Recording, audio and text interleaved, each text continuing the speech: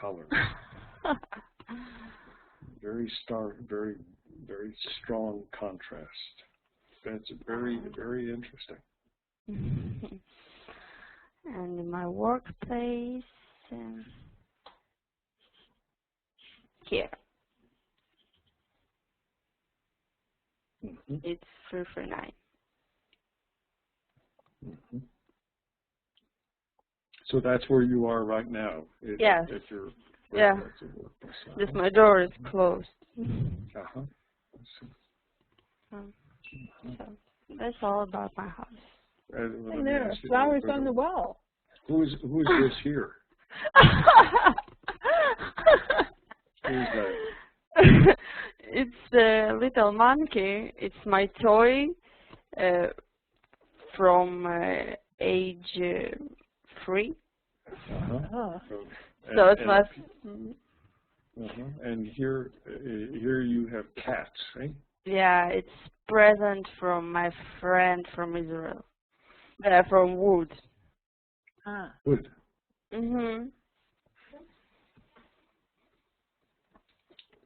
Have you told us, do you have a cat? No, I don't have pets at home. No pets at home. Okay. No. And here my army desk. Yeah. Well, that's very interesting. Very nice. It looks comfortable. Yeah, it's comfortable. And did you think of taking a picture of the outside? Actually not. I just reminded about this today when I came from the university, but it was already dark. So. Okay, so I forget. It is easy to forget that although it's morning here, it's night there.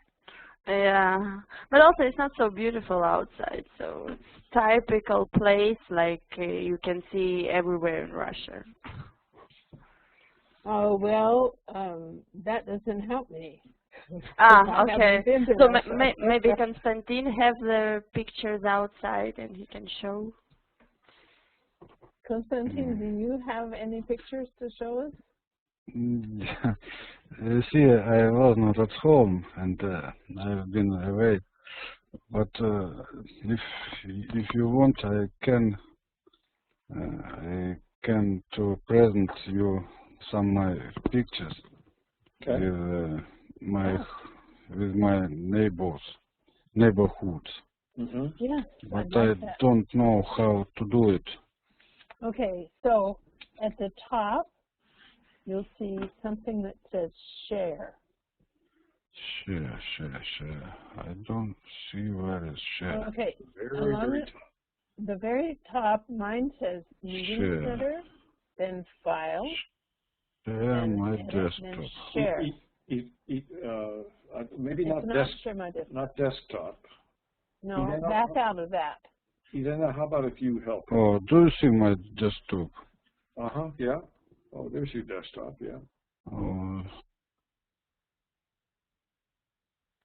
So this will probably work. Just a moment,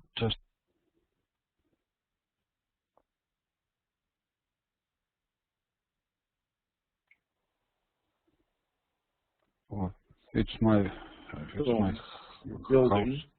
House. I live on yes, it's Irena, is yours like your domicile? That's another. this? Your dome? No, worse. Worse. Maybe not worse, but I think it's just kind of new building, right? I live in new district of Moscow. It was founded about 1987. Yes, in 87 the first building was built. And my house is one of the first building of my district. I live at east of Moscow, behind the Moscow Road Ring, and we have not a forest, a copse or a wood near my home. And this is your car? Oh, of course, it's my car.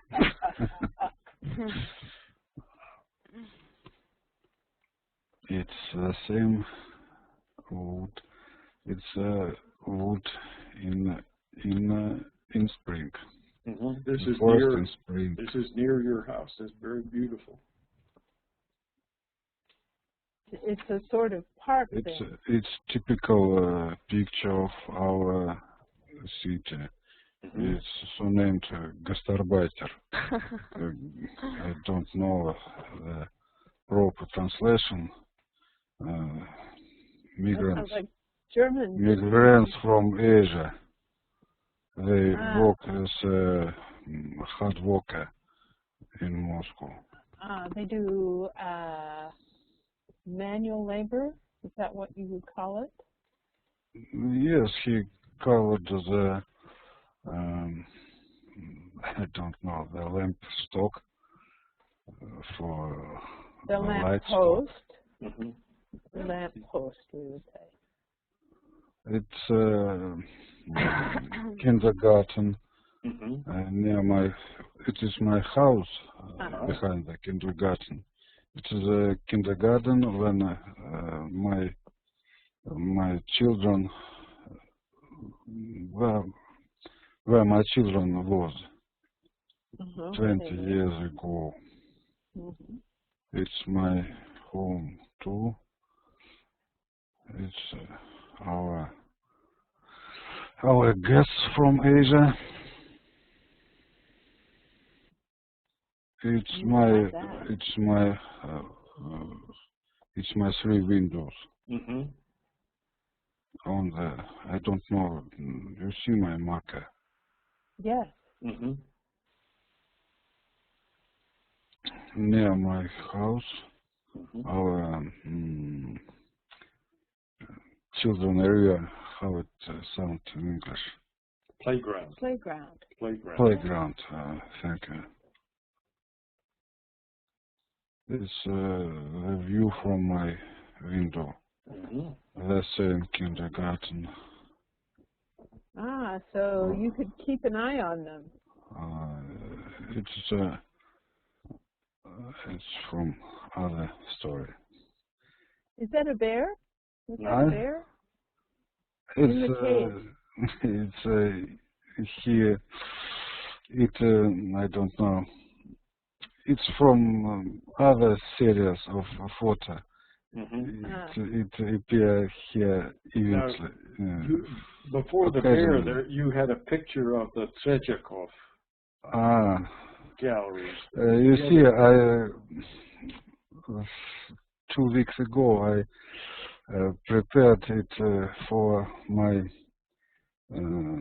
American partner. We met with her online. She's a student of Iowa City. Iowa City University. Yes, Iowa State University. It's quite close to me. Yes, it's near of you. And I prepared these photos for our dialogue, but we have not enough time to share with all photos. It's all photos. If you want, I can to present it for Professor Marston. Tell Professor Marston what this is. This is a very famous museum. It's a gallery of Russian painters. It's Tretyakov. Only Russian painters. This is a monument, a statue of found data of this museum, Tretyakov.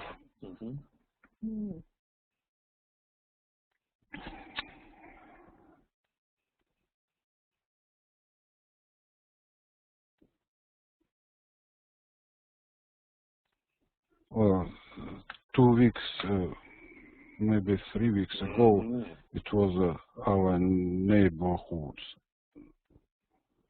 Yes, mine looks like that too, covered with snow. Well, not like that. It's my country house, near my country house. It's mushrooms, yes. It sound, I don't know how it sounds in English.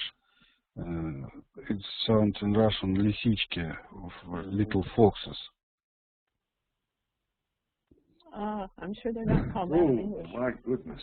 Oh, Look at that. it's near my, I don't know, your Professor Marston show us her backyard, it's my front yard, in front of my home, but I have no picture of my home. It's my mother.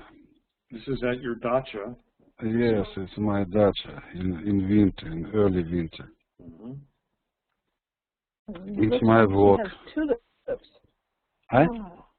It's my work last winter. Oh my. It's Большой theater. Do you recognize it, Professor Marston? Have you ever seen this picture?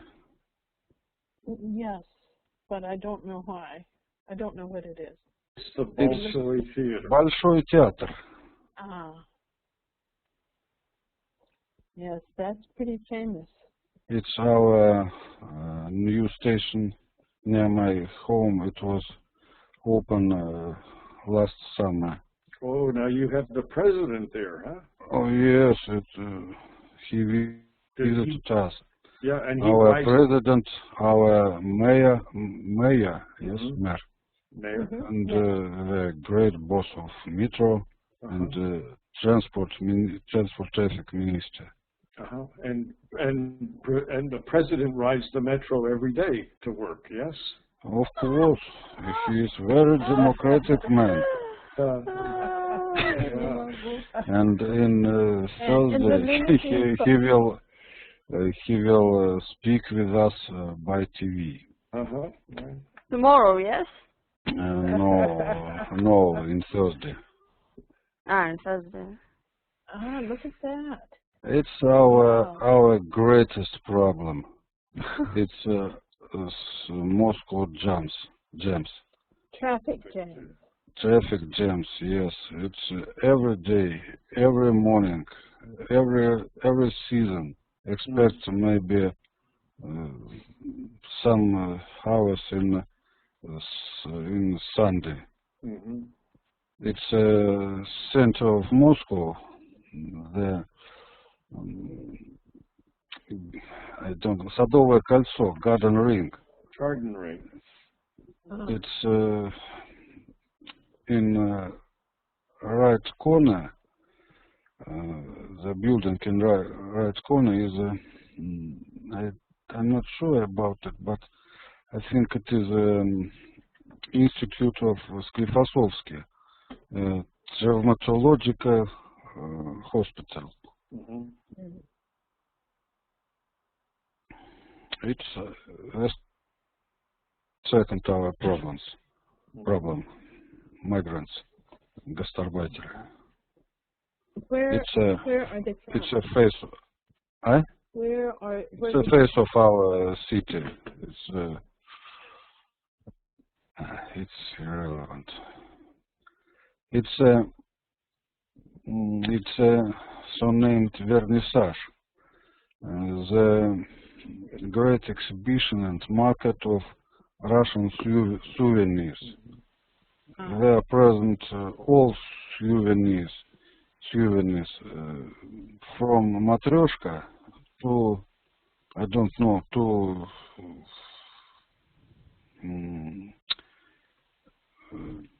German's award. Military medals. Времен, like from World War II. Mhm. Yes.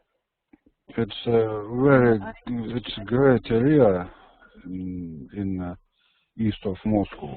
This And this poster here on the left says "Death to the Fascists." Ah. Death to the Fascists. yes, it's vice versa. Please say me how it's right in English. Наоборот. Vice versa. Yeah. Widow. Widow. Mm, I'm Write having it, a hard. please. It's a holiday of victory. Victory Day. On May 9. May 9, yes. May 9. Victory Day. Before, in front of Большой Theater, Mm-hmm. in the garden of Большой Theater, near fountains, Right. from 1946, every year in first days of May, gather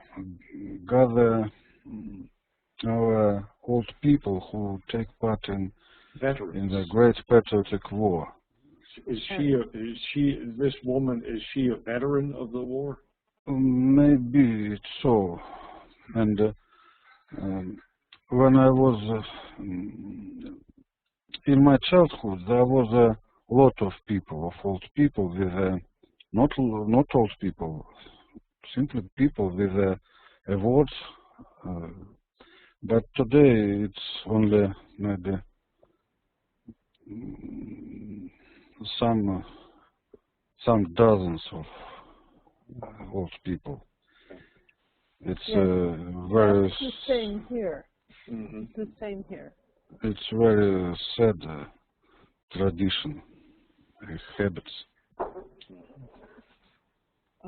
It's the way it is. That's Get all. old.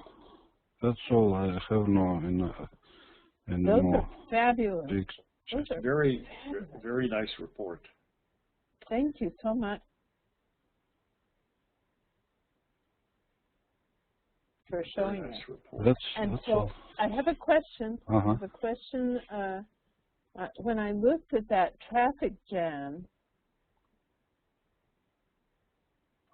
I thought, You see, do you avoid that, or do you drive I'm to work? machinist of, yes, I'm a metro driver, and I have no. You're a metro driver.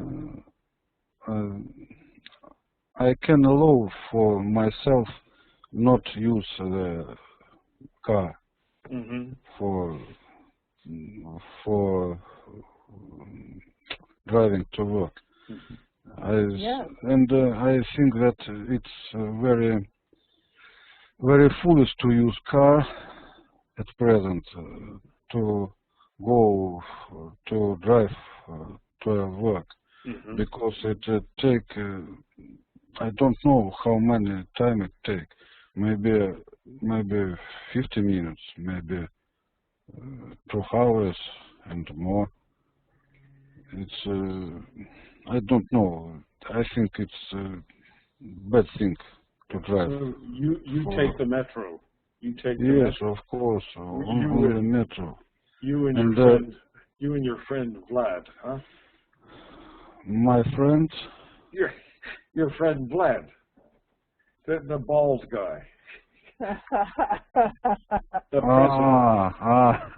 The two of you ride the metro. He's Huh? talking about the president. no, he awake very early, and he have a He has this, let me see. care of all our people, and I didn't met him in metro Uh-huh. because I go I I go to the work later than him. You have different schedules. It's a single reason why I didn't there met you go. in metro. So now you need to release the desktop. You need to stop having us view your screen. Okay. And so go back to where you found that sharing your desktop. And you should be able to let go of it, release it. But I don't know what yours looks like because I haven't done that before. You might have to click around.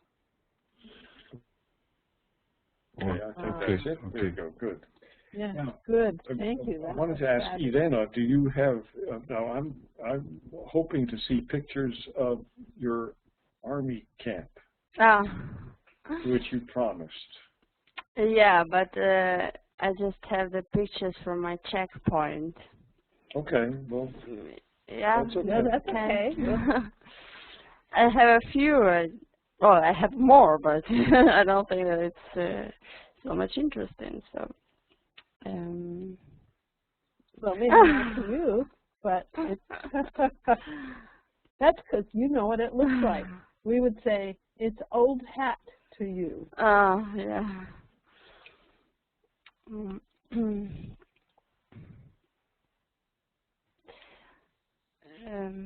For 16.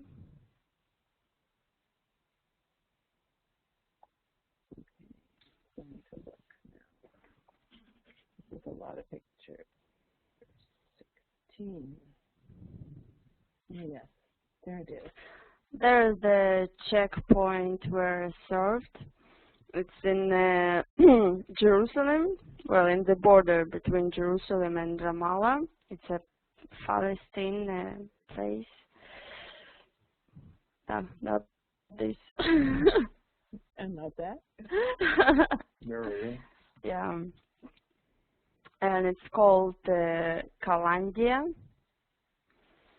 It was one of the biggest checkpoints and one of the, how to say, dangerous ones.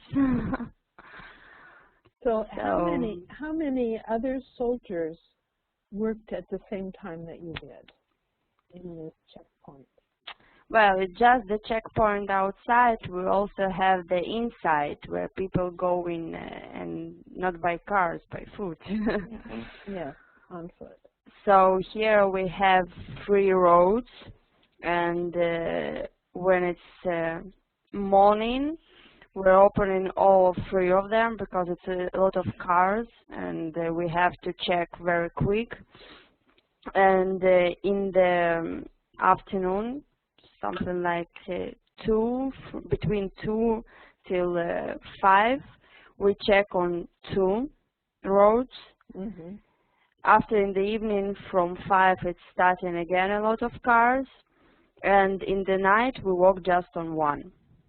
Mm-hmm. It means that at 9 o'clock in the evening we close all roads and we stay open just 1. And it's still morning till maybe 5 o'clock in the morning, something like this. And another ones.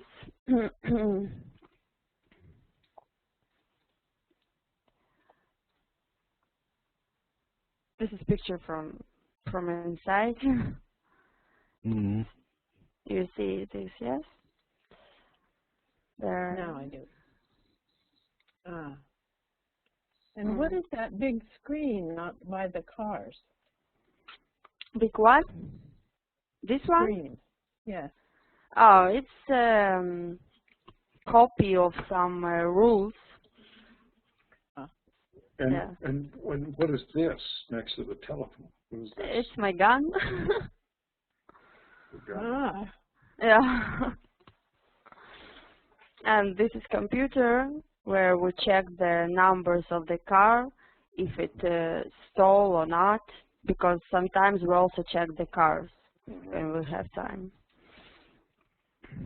And another one with me already.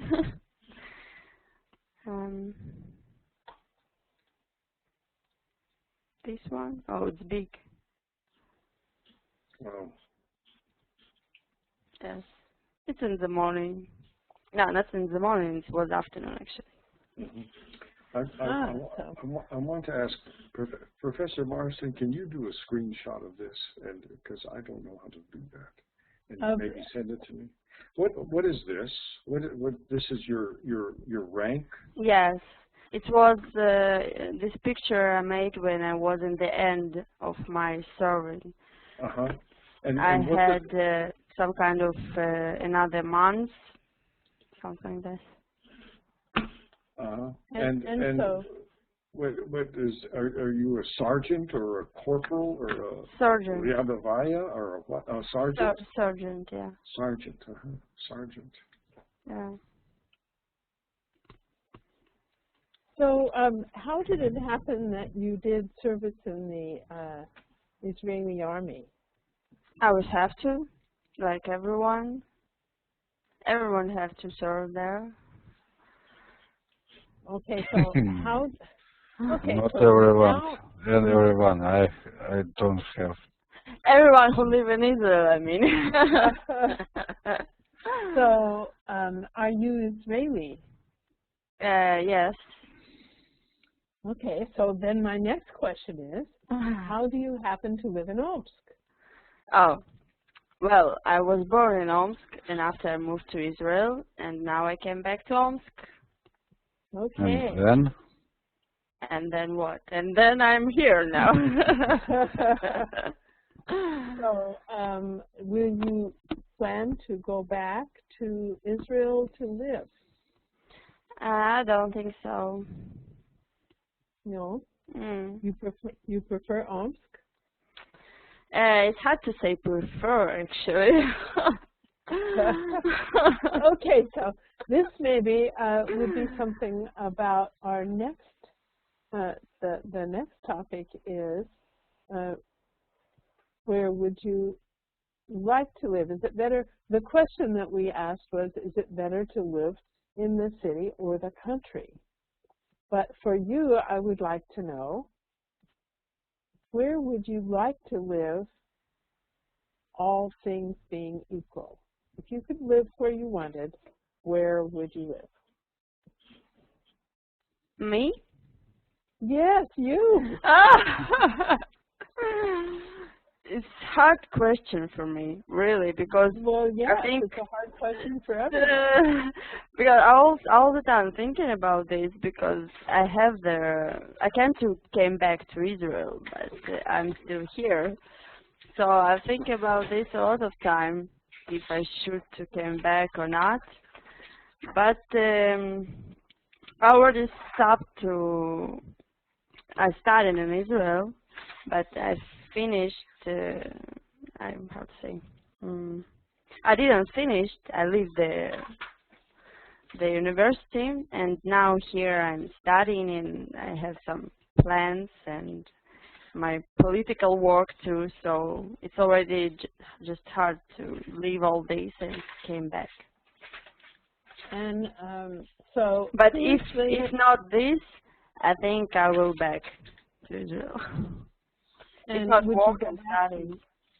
Would you go back to Jerusalem or some other part of Israel? No, actually I lived not in Jerusalem. I lived in Beersheba. It's on the south. In Jerusalem I was just served. Ah. Mhm. And so when you were in the army working at this checkpoint, did you live in a barracks? On the base, yeah. Yeah. But not all the time. I closed 1 week, and 3 days I was at home. Oh. So you had 3 days off out of 10. Mhm. Okay. So so now on to this question of, and so where you lived in Israel. In the city. Is it a city? I don't know. I've never been to Israel either. Well, I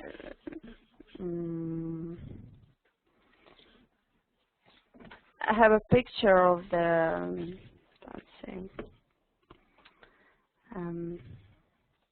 wait. But it was the center of the south. It was a big city on the south. So have you ever lived in a small town or a village? Yes, when I just came to Israel. It was something like half a year. It's called kibbutz. I think this everyone knows. Oh, yes. Oh, and you would think of that as a village. That's very interesting. It's kind of countryside, I think.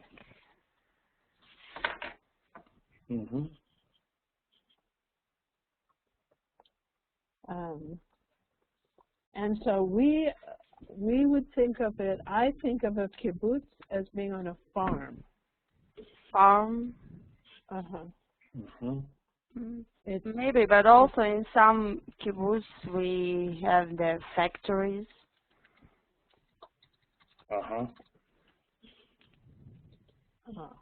Okay, so now,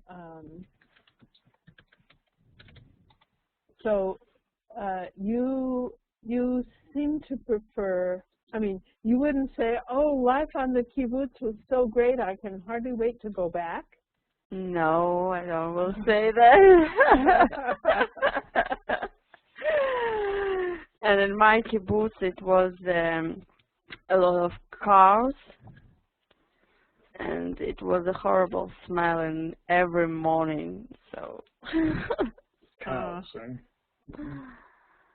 Okay, so if you had your choice to live in a big city or in the country, in a village, it sounds to me like you're a city girl. Yes, totally. Okay, so Konstantin, what if you could choose to live all the time on your dacha or in a small town, a village, or in a city, any city, not just where you live, what would you choose? You see, it's a problem for me today. At my job, we are retired at 55. So I should decide whether to live in Moscow or change it to small country town or maybe village. And there are many pluses, there are many minuses in living in Moscow. I just said about James, about there are many minuses in Moscow, but there are many pluses. For example, medicine, for example, entertainment, for example, I don't know what else. And there is one interesting thing, it's not interesting, it's a very strange thing, that Moscow is not the most expensive city in Russia. For example, the housing rent, is it correct term? I don't know. Yes. The payment for housing is in Moscow is lower than in Moscow region, for example. I don't know what about Omsk or any big city of Russia, but in comparison with Moscow region, it's strange, but our rent is lower. So, of course, in village there are many places, but there are many minuses, as in Moscow. I just met one man who made his shoes 7 years ago, and he moved in the village, in Tula region. It's a region close to Moscow region. And he, at first, the things was very good. He hold birds, chickens, and turkey, and ducks, and gooses, and I don't know what he held else. And he was, I can't say that he was a rich man, but he was proper good peasant. And then Konstantin, excuse me, oops, I talked it wrong. You might say that someone like that is well off. Sorry? Well off. And that means well off. That means to have a good amount of money. Well off. Not wealthy. Well, the thing was good, it's well off. Well off. Well, he's well off. Yes. But then, from year to year, the prices on the feed for birds and for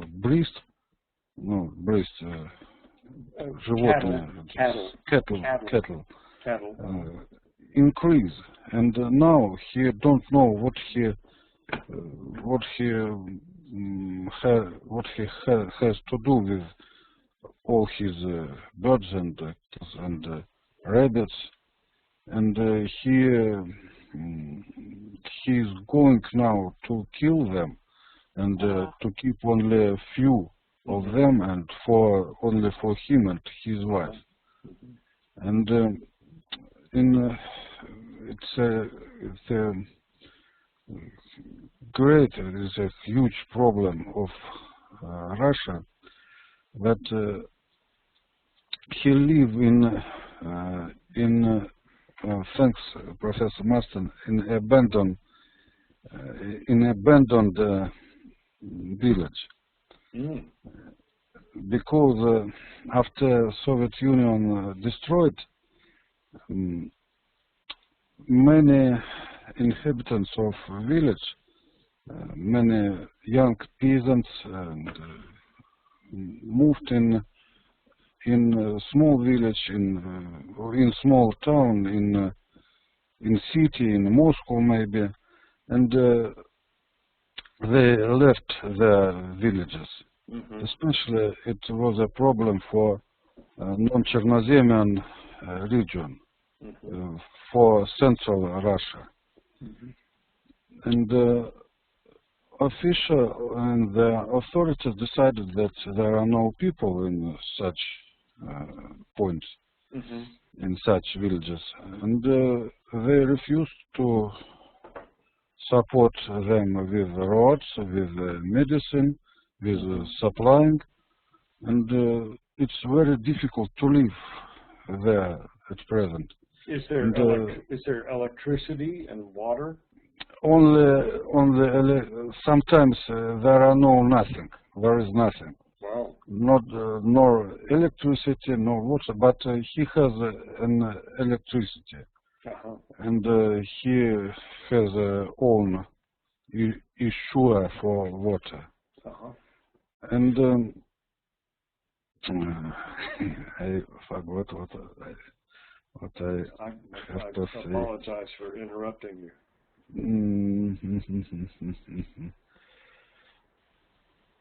Okay, so in Russia villages, unlike Texas, there are only, not in Russia villages, in Russia at all, there are only 3 months of summer, and sometimes less than 3 months. We call that a very short growing season. Yes, we have a very short season for agriculture, and maybe in summer the Russian village is a branch of paradise, but in autumn, in winter, and in spring, especially in early spring and late autumn, it's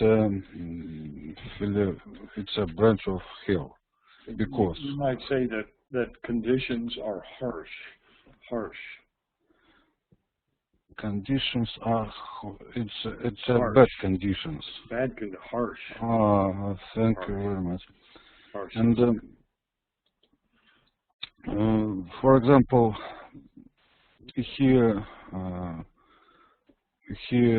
connect with his wife. He was I met him in Moscow. He have been in Moscow some days ago, and he connects with his wife by mobile phone. And there was a great problem. There are no proper roads to reach, for example, close town, to buy medicaments, to buy food, to buy something, or to receive medicine help. And it's a problem. For such problem is very it's a problem for all Central Russia. I don't know what about Siberian villages and Siberian country, but for Central Russian villages, it's a great problem that there are no roads, there are no hospitals, there are no nothing in our villages. So the choose, it's very hard to choose what's better. But there are 3 months, June, July, and August, when it was to live in village. So can you have the best of both worlds? Can you continue living where you live now and go to the dacha for those 3 months? Maybe many people of my age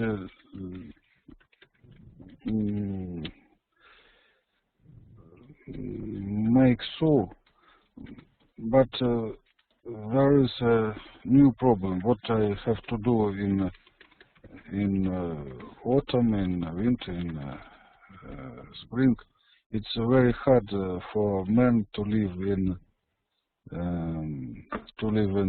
city, because there are no what to do there, not here. For example, there are work for peasants every day in winter, in summer, and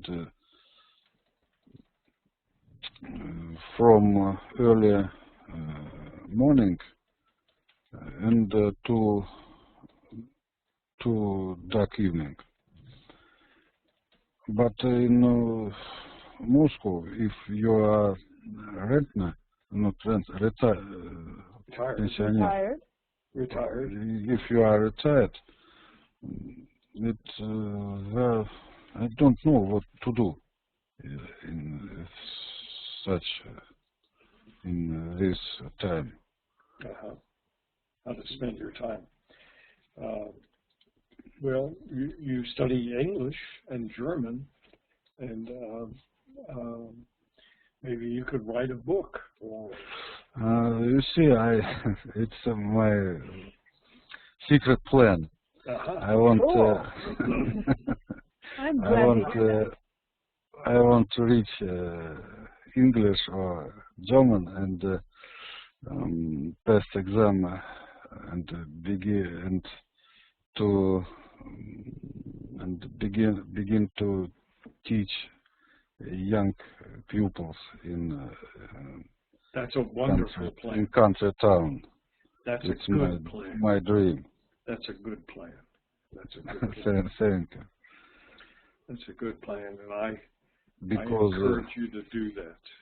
yes, I absolutely. think so that there are some pupils in our villages. And they would have very few opportunities to learn English or German, wouldn't they? Can I back a little? Just Konstantin said that it's a big problem with roads in the villages in Moscow. So, but I want to say that we have such problem in the city, that we don't have roads. So.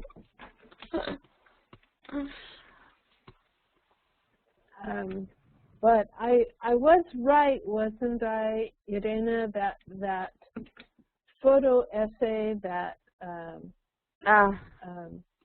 that was up on the forum, that was outrageous. Yeah, well, actually, the photo is true. We really have such places, yes. Yeah. And it's shame of our city. But the person who wrote this in the blog is just have his own interest in this. Yes, because, that's what I thought. Yes, because he wanted to be our mayor, and yes, it was in the elections, and he came from Moscow.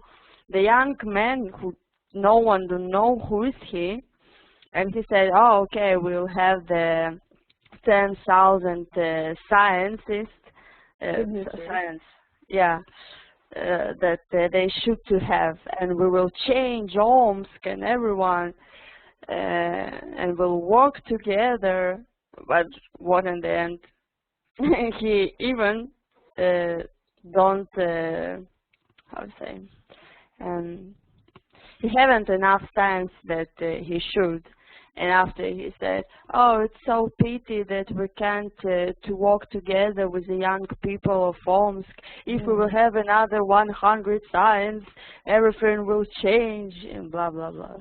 But I don't know no one from the young men who really wanted to vote for him, to give his voice, and just silly.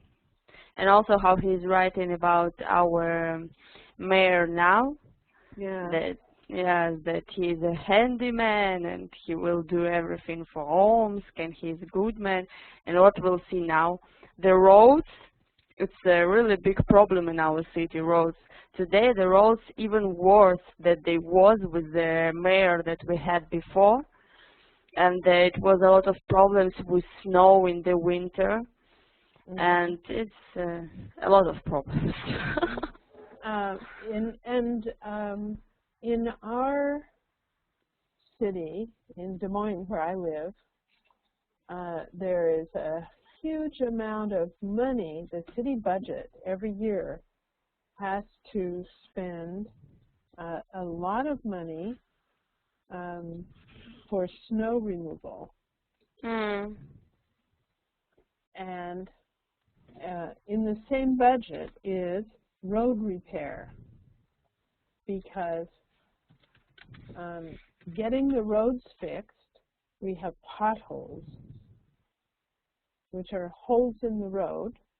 They have to be repaired. We have to. Yes, it's a constant problem, and so there's a joke. We have 2 seasons. And one is 2 problems. winter and construction. I think the same we have in Omsk. Yes, but it's not like that everywhere. In Austin, they don't have such damage done to the roads by the weather because the weather is not so extreme.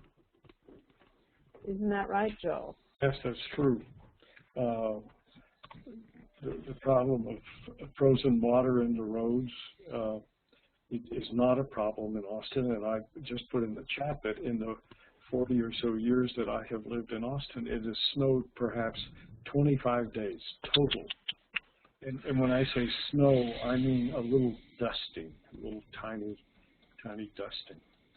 And we do not have plows. We do not have sand trucks. What we do is close the roads, and everybody is encouraged to stay home. Well, basically, the city shuts down on those rare occasions that it snows. Right. And that's true for much of the south and the southwest of this country. Mm-hmm. If it snows, the newspapers have a big headlines at the top, snow, snow. And so it's one of the reasons that we talk about weather, partly because Professors Lero and Smith and I all live in the central part of the country, and it's very flat. It's called the Great Plains. For the rest of our time that we're together, I wonder if we might speak briefly about the events of the past week in the United States, in Boston. I have a few questions about that. Okay, well, I just, briefly, the Boston Marathon was held 8 days ago, and it's a very famous sporting event. And as you know, it was two brothers placed bombs near the finish line, and several people were killed, and many were very grievously wounded. They lost limbs. It's a great tragedy. And if you'd like to comment, or Irena, you have questions, we'd be happy to have your questions. Yeah, it's kind of comment and question together. Okay. Like, yes, how we know already that it's two brothers from Makhachkala, yes, who moved to America in 2006. 9 years ago, something like that. Yeah. So, and how we hear in Russia, how we hear on the internet, in the Russian verb, and in the TV, in the news, that it wasn't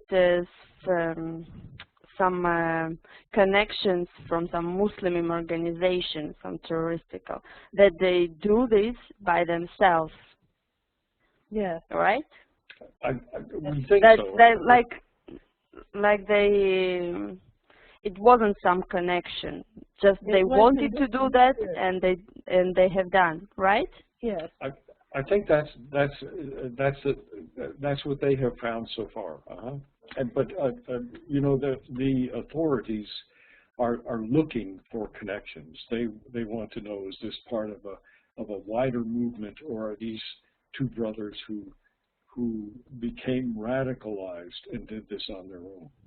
Because, I don't know, I just have a lot of questions when we hear that it wasn't some connection with radical Muslims or some organization, because, well, I don't believe that the guys who moved to America and wanted to receive the citizen, and I know the young one received the citizen, right? Yeah. And just one day, nothing happened, and he decided with his brother to make a bomb and to make such action. I think it's something not clear for me. I think, it was some order from someone, I don't know. We don't know. We don't know. But they have discovered that the brothers had the equipment and the components to make many more bombs. Yes, and from where they have such things, it's also the question. It's not that they came to the shop and bought all these things. They prepared, they looked how to do this, they learned. So it's strange that they can do this by themselves. Do you have a theory? I think it was the order from maybe some Muslim radical group from from Makhachkala, from Chechnya. Because before, how I read that, before the older brother Tamerlan, he came to Makhachkala, and when he came back, he became to be a radical Muslim, and he read a lot of news and speeches from some, I don't know, leader of some radical group of Afghanistan or something like this. So I think it was order. I don't think that they have done it just like we want to do. Good. Konstantin, how about you? Do you have an opinion or questions? Yes, I have a question. How American people did appreciated the nationality of these guys? Are they Russians or are they Chechens? I think that in the first place, very few Americans know what Chechnya is and know the history of the conflict between Chechnya and Russia. And as far as I can tell, they are identified as Chechens, not as Russians. What I read yesterday was they said ethnic Chechens. Ethnic Chechens. Of course, professors know what does mean Chechens, but I think that most Americans do not. Most of Americans don't know what does Chechen means. No, and but I think that they are learning now. They're learning now.